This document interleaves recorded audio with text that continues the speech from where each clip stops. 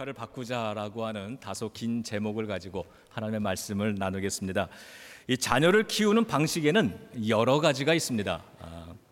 첫 번째가 이 방목형인데, 뭘 골치 아프게 뭐 이런저런 교육학 따지면서 키우냐, 그냥 강하게 키우면 된다, 이러시는 부모님들이 계실지 모르겠는데, 이런 분들의 양육 방식이 방목입니다. 풀어놓고 키우는 거죠. 본인들은 올게닉이라고 말할지 모르지만 송아지들이 돌아다니면서 아무 풀이나 먹다가 이 독에 중독이 되기도 하고 맹수에 물어 뜯기기도 합니다. 제가 예전에 올게닉 농장에서 한 몇 달 동안 이 농사를 접어서 아는데, 이 올게닉 농장은요 굉장히 까다롭습니다. 일단은 이 울타리가 분명해야 됩니다. 경계선이 있어서요 오염된 곳과 오염되지 않은 곳을 분리를 합니다. 그리고 그 울타리 안에는 이 잡초도 제거해야 되고 독초도 제거해야 되고, 왜냐하면 이 뭐 농약이나 이런 걸 뿌리지 못하니까 굉장히 철저히 관리를 합니다. 그러니까 그냥 단순하게 케이지 프리하고 올게닉하고는 좀 차이가 좀 있습니다. 그냥 풀어놓는다고 다 올게닉이 아니죠. 이러한 조치를 취하지 않고 방목하는 것, 이것은 무관심이라고 우리는 말을 합니다. 이 두 번째는 철저하게 케이지 안에다가 가두어 놓고 키우는 방법입니다. 이 정해진 틀 안에다가, 조그만 틀 안에다가 이 닭을 집어넣고 철저하게 시간에 맞춰서 사료를 주고 정해진 시간 스케줄을 따라서 알을 쑥쑥 낳게 만드는 그런 기술자로 키우는 양육 방식입니다. 이런 양육 방식은 생산력을 높이는 그런 효과는 있지만 스트레스가 굉장히 많고 별로 건강하지 못한 그러한 단점이 있습니다. 세 번째로는 가축형인데, 외양간에서 비교적 가족처럼 잘 키웁니다. 여물도 주고 잘 돌봅니다. 그러나 어느 정도 성장하면 어떻게 합니까? 논밭으로 데리고 나가서 일을 시킵니다. 일을 실컷 부려먹다가 힘이 다 빠지는 나이가 되면 가축 시장에 내다가 고기로 내다 팝니다. 자녀 키우는 덕을 좀 보겠다고 하는 부모님들이 계시는데, 자녀를 노후 대책으로 키우는 부모들도 있고요. 이런 분들이 가축형 양육자 타입의 부모입니다. 여러분, 한국에서 오래전에 이 엄친아라고 하는 말이 유행을 했었죠. 엄친아, 엄마 친구 아들. 그래서 엄마가 자기 자식을 야단치거나 이 자극을 주려고 할 때마다 등장하는 가상의 존재가 엄마 친구 아들입니다. 엄마 친구 아들은 공부도 열심히 하고 운동도 잘하고 엄마 일도 잘 돕고 말도 잘 듣는다는데 너는 왜 그 모양이냐? 자, 이렇게 얘기할 때. 근데 중요한 건 한 번도 만나본 적도 없고 얼굴 본 적도 없는 존재라는 것이죠. 사실 이 엄마 친구 아들은 엄마들이 만드는 허구 속에 있는 인물입니다. 엄마들이 가지고 있는 자녀에 대한 우리의 지나친 기대감, 이것이 만들어낸 허구의 인물, 하나의 가상의 존재라고 하는 것이죠. 자, 그럼 질문 하나 던지겠습니다. 이 엄친아가 엄마들에게 최상의 자녀라고 한다면 엄마들에게 최악의 자녀는 누구겠습니까? 엄마에게 최악의 아들은 지 애비 닮은 자식이랍니다. 저 녀석 지 애비 닮아가지고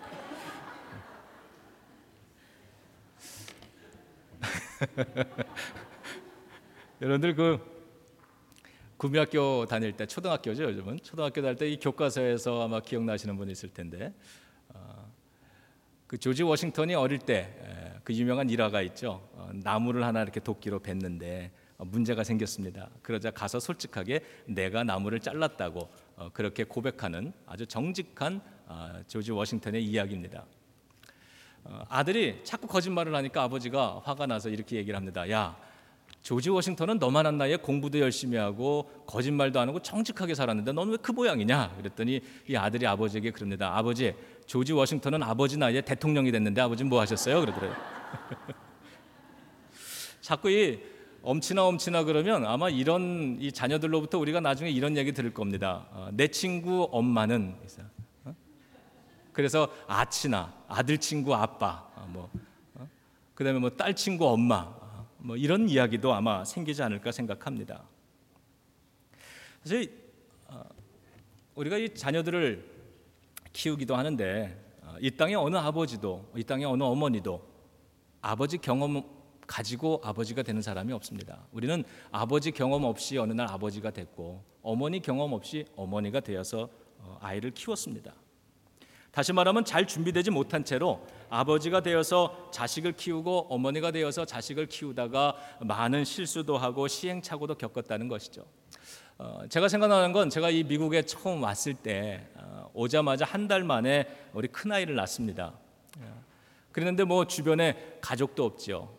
뭐 부모님도 안 계시죠.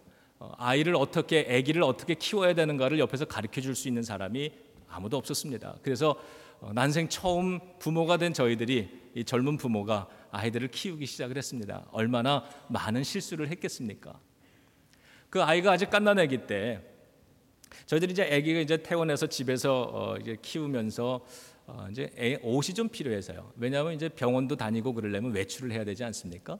그래서 이 외출복을 사려고 나가서 이 베이비자러스에 가서 이렇게 옷을 이렇게 돌아보는데 별로 이렇게 외출복 같은 옷들이 없더라고요. 한국에서 보던. 그래서 미국은 이런 게 없구나. 이렇게 보니까 하얀 색깔에 뭐 핑크색이나 파란색으로 이렇게 점점 이 꽃무늬 그려져 있고 땡땡이 쳐 있고 이런 이쁜 옷들이 있길래 그것을 사다가 입혔습니다. 그래서 키웠습니다.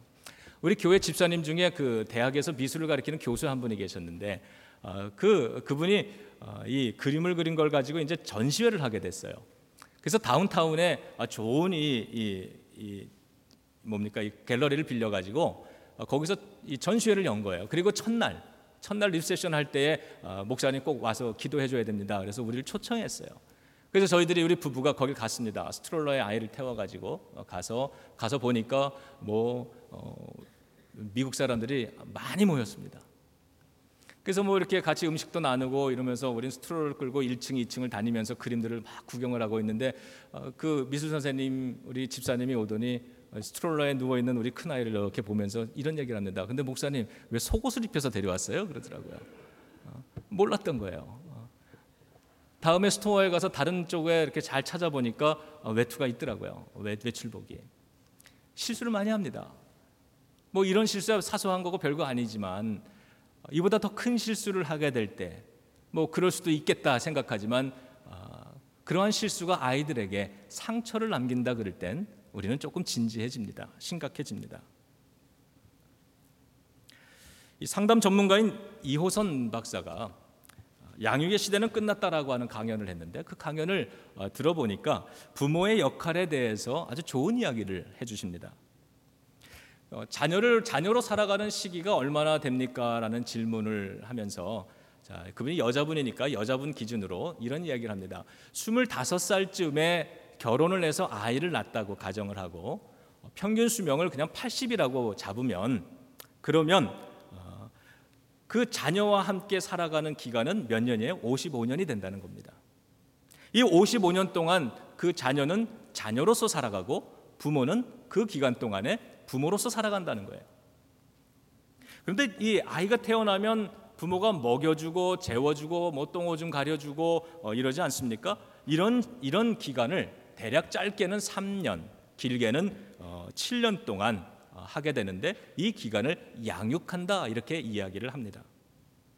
그 계산을 한번 해보죠. 이 55년 동안 부모로서 살아가고 자녀로서 살아가게 되는데 이 55년 동안 여기서 양육하는 이 7년의 세월을 빼면은 48년이 남습니다.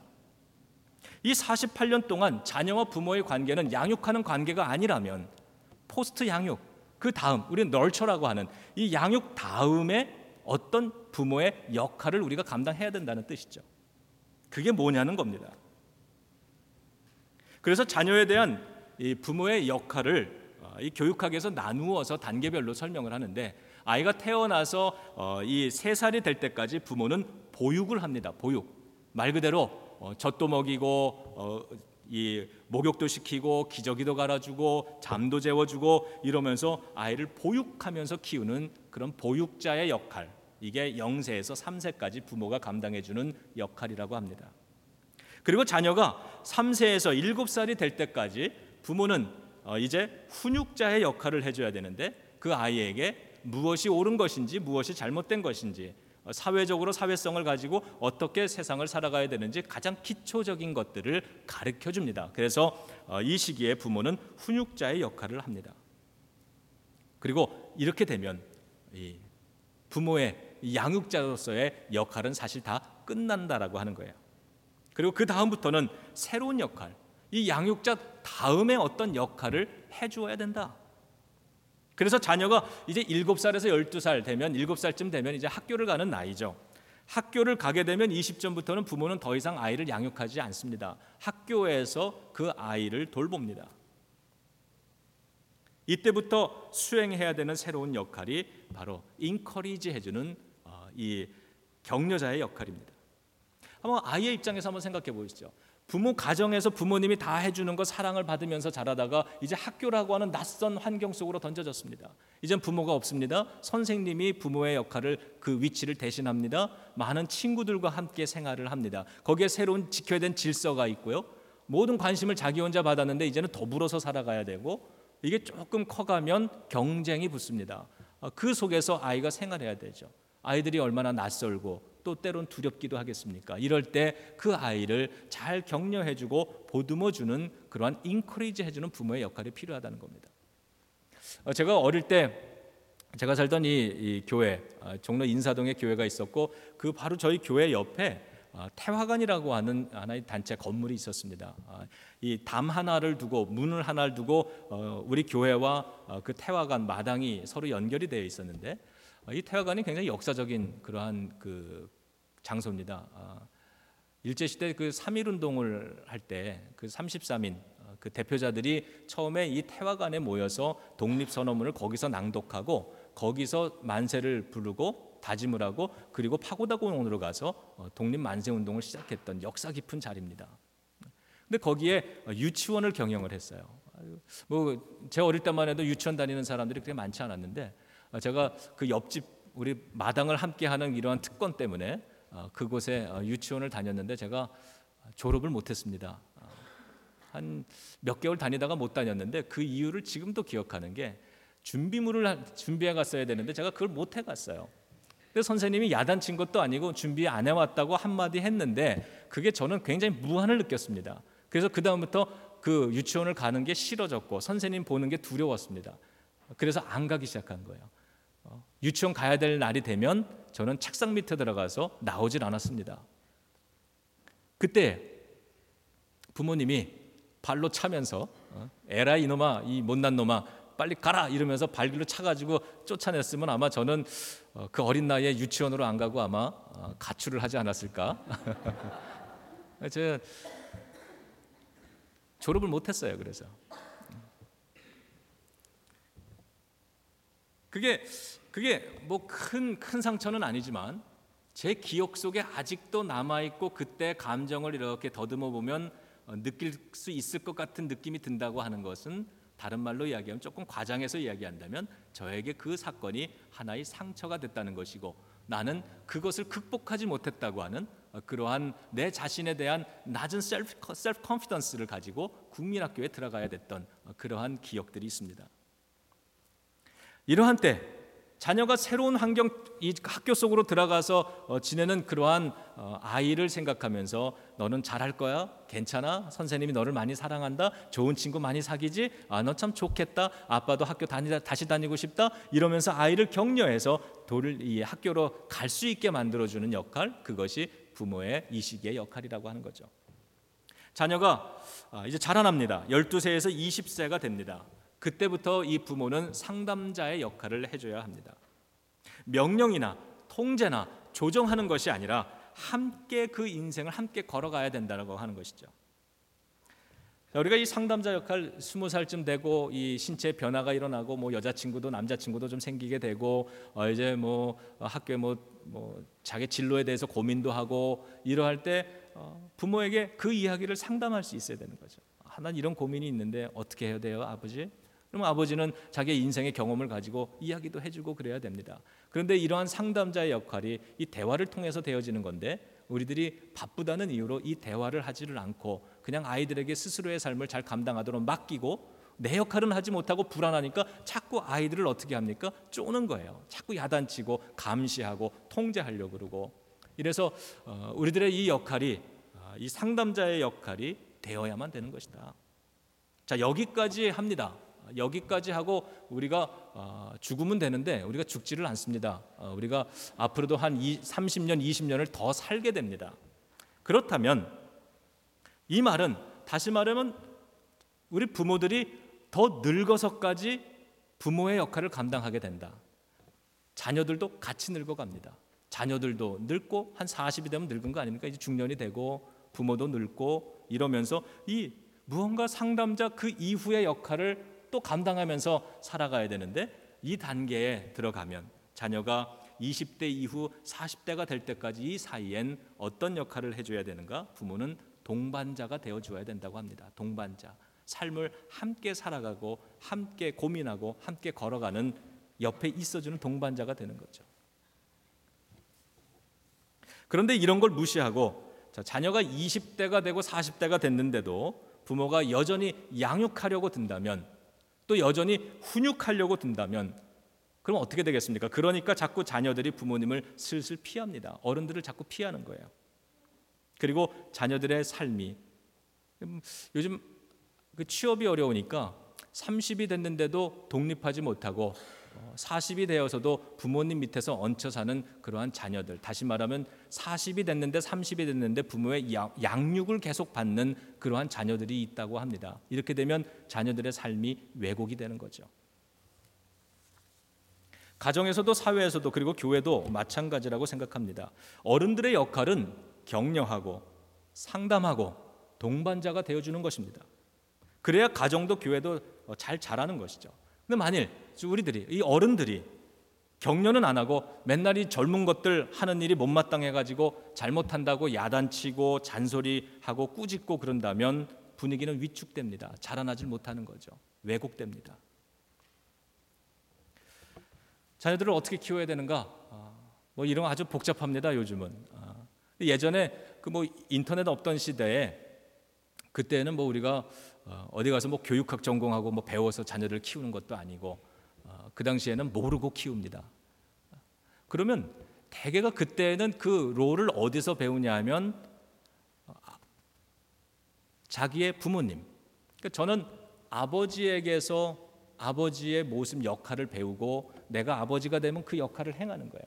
근데 이게 좋은 부모님을 두었으면 괜찮은데, 어릴 때에 무책임한 아버지나 잘못된 이러한 부모님 밑에서 내가 컸다면 아버지의 역할에 대한 이미지에 대한 잘못된 이미지를 가지고, 그리고선 아버지가 됩니다.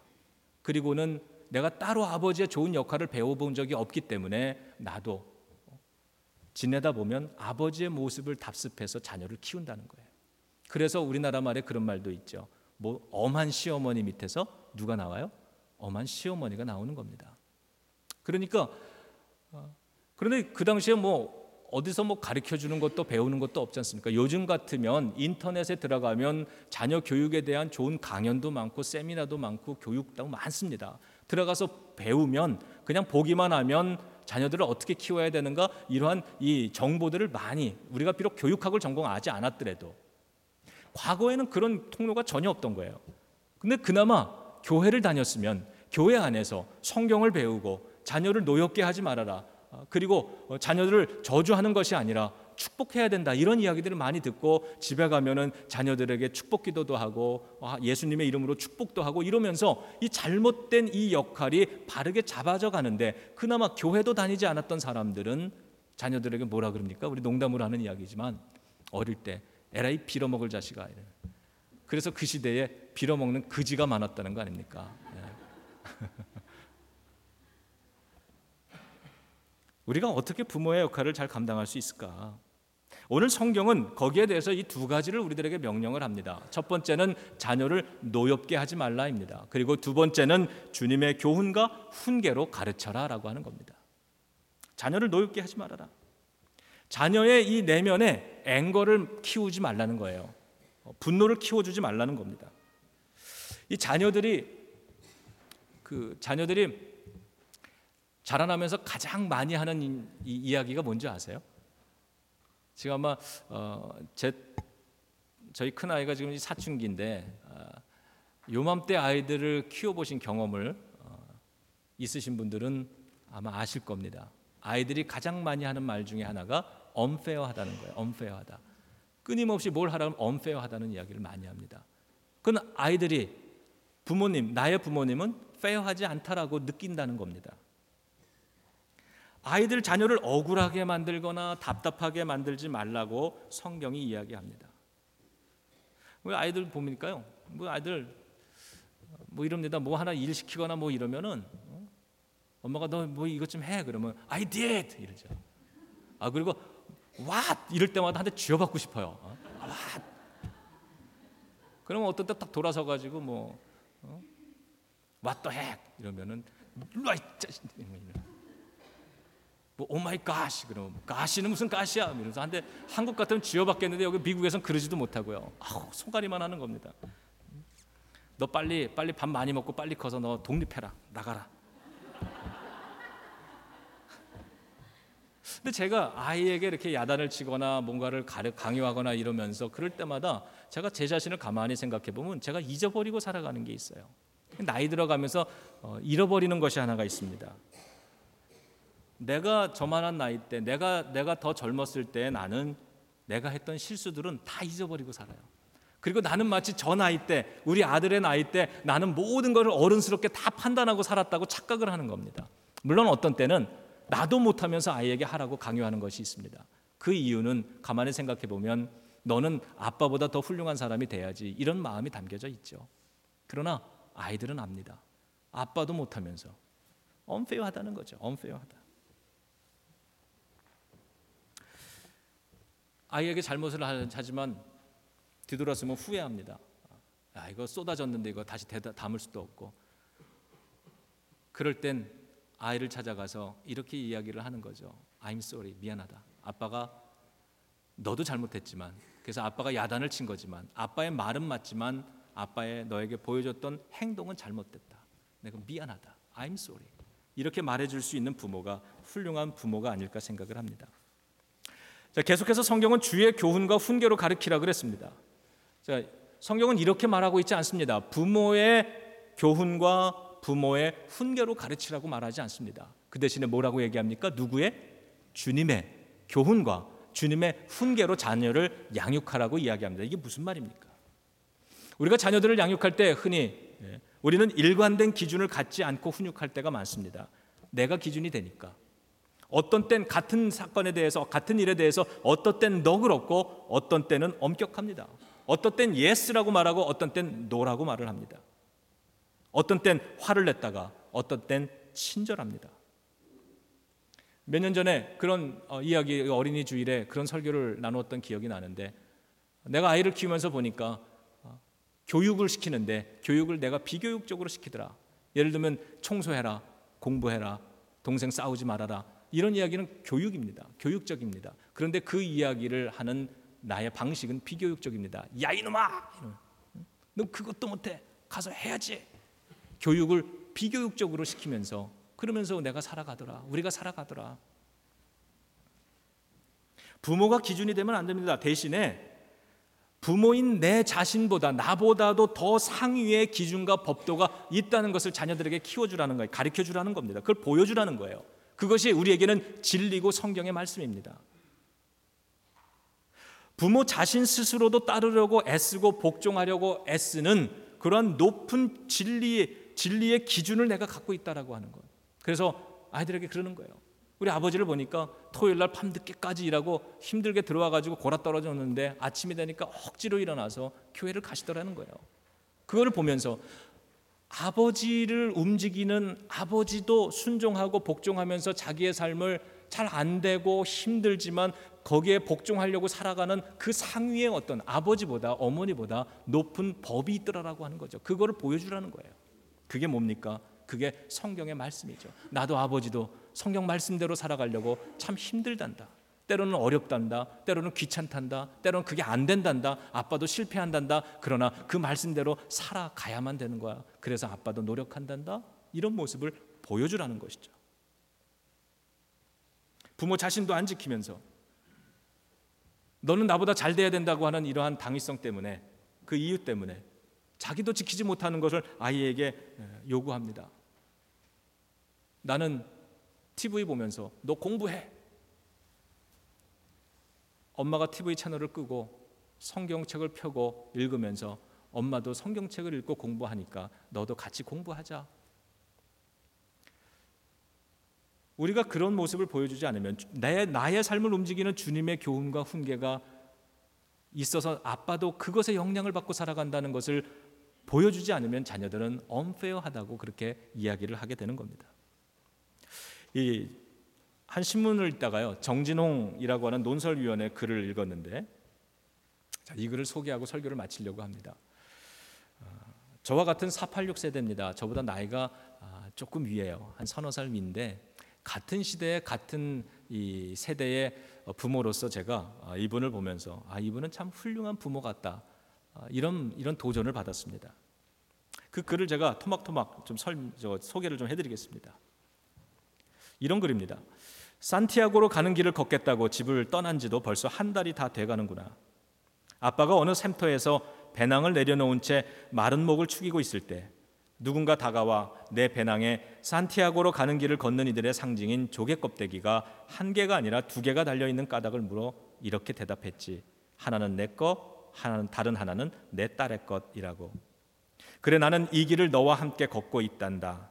구름 사이로 햇살이 비칠 때, 오래된 산골 마을에서 너 또래 아이들을 만났을 때, 그리고 아름다운 숲길을 걷는 내내 아빠는 너를 떠올리곤 해. 자녀 인생의 동반자로서의 부모가 되는 방법을 배워가는 거죠. 산티아고가 어딘지는 모르지만 아마 거기로 가는 그 여행길, 순례의 길이 아마 유명한 것 같습니다. 이 아버지가 배낭을 메고 이 40대 중반이 넘은 나이에 그때 이 산티아고로 가는 길의 배낭 여행을 떠났습니다.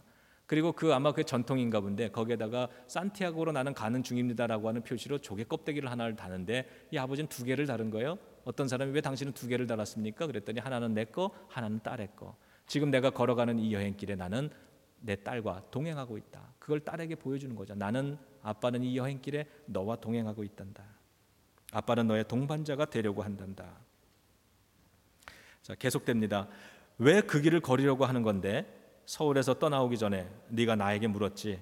솔직히 그때는 다 말할 수 없었지만 이 길을 걸으면서 비로소 확실하게 말할 수 있단다. 그건 어제와 다른 나를 만나고 또 만들고 싶어서야.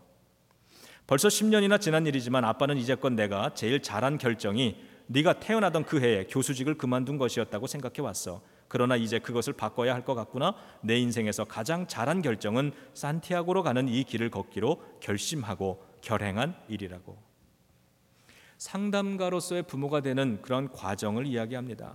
딸에게 이렇게 얘기합니다. 나도 솔직히 몰랐다. 네가 질문하는 것에 그때는 나도 몰랐지만 이 길을 걸으면서 배워나가고 깨달아 나간단다. 이 이야기를 들려줍니다. 좋은 상담가죠. 자, 이 말을 듣는 딸이 앞으로 그 딸이 장성해서 사회 속에 나가게 되면 얼마나 낯선 환경에서 자기가 알지 못하는 새로운 일들을 만나면서 살겠습니까? 이 딸의 인생에서 내가 모르는 수많은 일들을 만날 때 이 딸은 두려워하고 좌절할 수 있지만 이 아버지의 말을 기억하면서 그래, 아버지도 이 나이에 인생에 모르는 것을 질문에 대해서 모르면서 걸어갔지만 그 여행길, 인생길을 걸어가면서 그 답을 찾았다 그랬지. 이러면서 인생에서 만나는 잘 모르는 일들을 마주 대할 때 이 딸은 두려워하지 않을 것입니다. 글이 계속됩니다. 한 걸음 한 걸음이 인생이야. 아빠는 삶을 걷고 이 길을 걷고 있어. 아빠는 삶을 걸고 이 길을 걷고 있어. 산티아고로 가는 길을 걸은 사람은 수만 명이겠지만 내 발로 걸으면 그 길은 곧 나의 길인 거지. 지금 이 길을 걷는 아빠는 인생에서 가장 행복한 시간을 보내고 있단다. 발도 아프고 몸도 힘들지만 그래도 행복한 까닭은 내 안에 소리를 듣기 때문일 거야. 자기 속이 왜 우는지, 왜 웃는지 스스로에게 귀 기울여 본 적이 별반 없었지.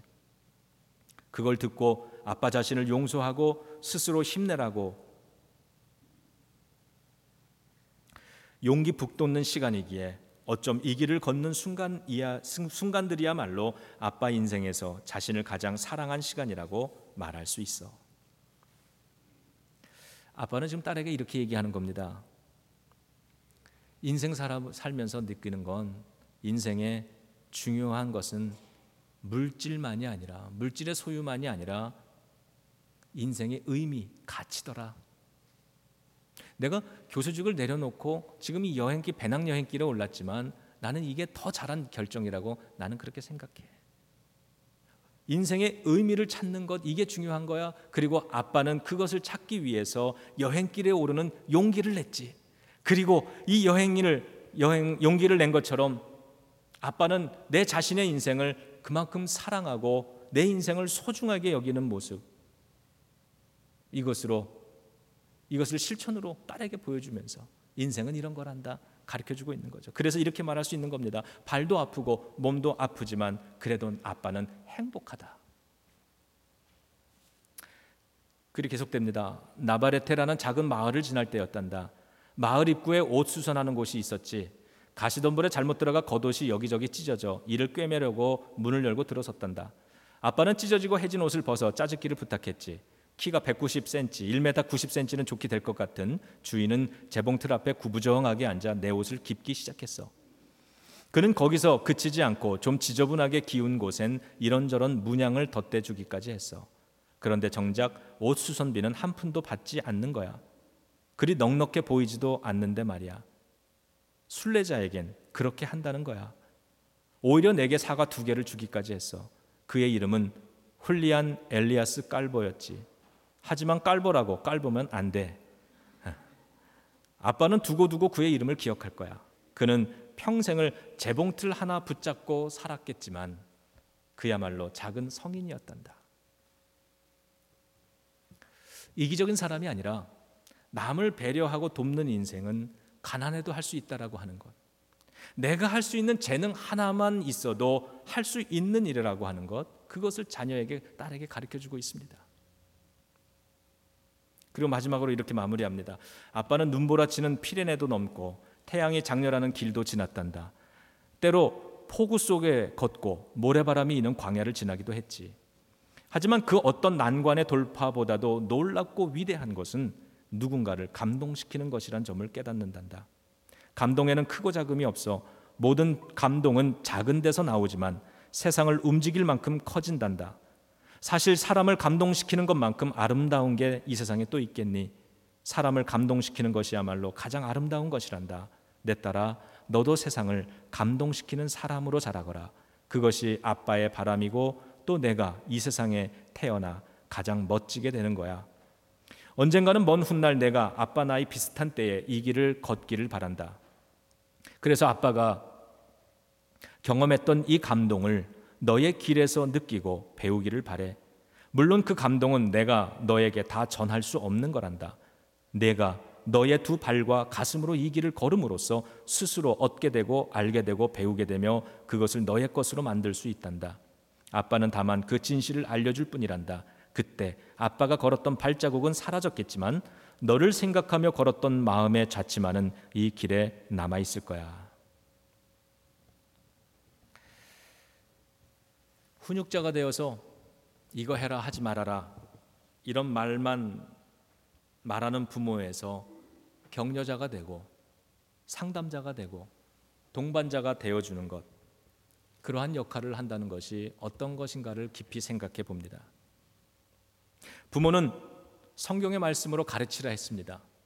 성경의 말씀대로 가르치는 것만이 아니라 그 자녀 곁에서 그것을 함께 살아가면서 실천해 나가는 자녀의 격려자가 되고 동행자가 되어줌으로써 그 인생길, 믿음의 길 함께 걸어가 주라는 것이죠. 그러한 삶을 살아가면 자녀들이 마음속에 분노를 가지지 않는다고 성경은 가르쳐 줍니다. 오늘 우리는 성찬을 받을 텐데 하나님을 우리의 아버지로 우리가 모시며 살아갑니다. 하나님을 통해서 그 좋으신 하나님이 우리의 부모님이 되어서 우리를 격려하고 때로는 우리를 돕기도 하고 우리가 잘못했을 때 용서하기도 하시고 사랑으로 우리의 인생길 동행해 주심을 우리는 알고 있습니다. 오늘 어린이 주일에 이 예배를 드리면서 이 성찬을 받으면서 우리는 우리의 부모님 되시는 하나님을 깊이 한 번 더 묵상해 보고 그리고 또 우리가 부모로서 또 이 교회의 다음 세대를 키워나가는 1세대 신앙인으로서 우리의 모습에 하나님의 모습을 담아낼 수 있기를 주님의 이름으로 축원합니다. 기도하겠습니다.